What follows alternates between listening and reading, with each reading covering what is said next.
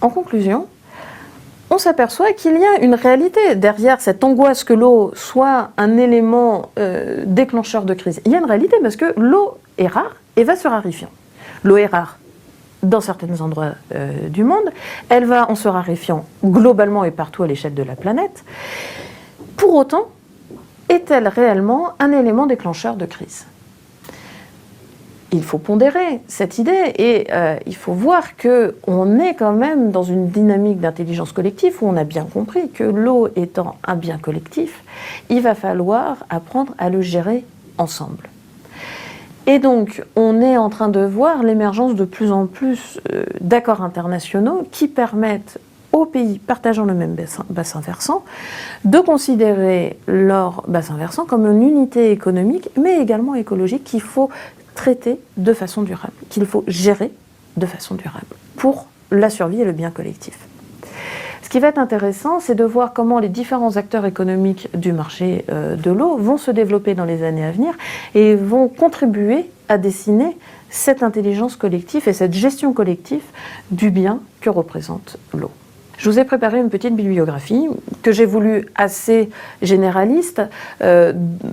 pour vous permettre d'avoir une vue globale du sujet et assez peu, qui n'est pas forcément la plus exhaustive au niveau scientifique, mais qui vous permettra en tout cas d'aborder les différentes questions de l'eau et peut-être de rebondir sur des choses plus exhaustives si vous le souhaitez. Alors pour commencer, je vous conseillerais le rapport de l'Assemblée nationale, la géopolitique de l'eau, qui a été fait en 2011 et qui est un rapport absolument incroyable sur la question de l'eau, qui traite à peu près toutes les problématiques qu'on a pu voir ensemble, avec des exemples extrêmement précis dans lesquels vous pourrez vraiment approfondir les points qui vous intéressent. Je vous conseille également le livre d'Assouline, La géopolitique de l'eau, qui lui va reprendre vraiment les aspects hydrique et les différentes définitions hydriques de façon à également vous donner des repères scientifiques sur la question. Une petite géopolitique de l'eau, les enjeux de l'or bleu, qui est la revue Diplomatie de juin-juillet 2013. Celle-là, je vous la conseille, elle a l'avantage de faire une vision assez globale des différents enjeux actuels de l'eau, tout en étant extrêmement accessible et extrêmement facile de lecture et très bien documentée. Ça, c'est une petite bibliographie rapide.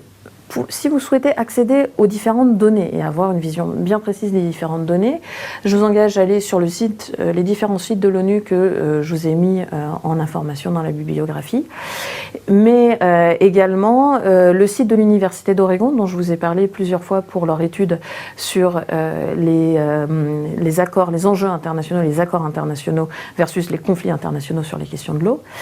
et puis le site de l'initiative du bassin du Nil qui vous permettra d'approfondir les exemples qu'on a développés ensemble. Pour une vision un petit peu prospective, le rapport Horizon stratégique fait par la délégation aux affaires stratégiques du ministère de la Défense, qui lui est bien sûr axé sur les enjeux de défense et qui traite une partie ressources d'une manière générale, et puis ressources hydriques. Donc pareil, un document très vaste,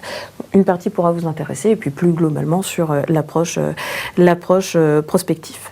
Voilà, j'espère que ce cours vous aura aidé à vous faire une idée un peu plus précise des différentes problématiques liées à l'eau, en allant un peu contre les idées reçues et en mettant un peu en perspective sur la nécessité d'un développement collectif de l'intelligence sur ces questions.